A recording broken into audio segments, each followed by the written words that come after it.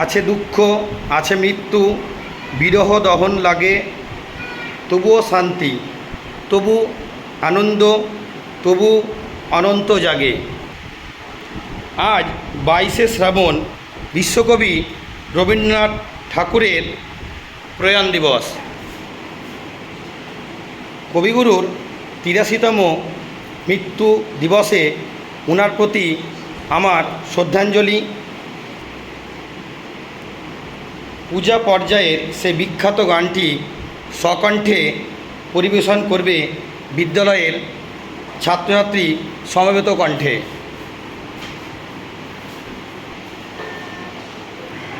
গানটি হল আনন্দ লোকে মঙ্গলায় লোকে বিরাজ সত্য সুন্দর।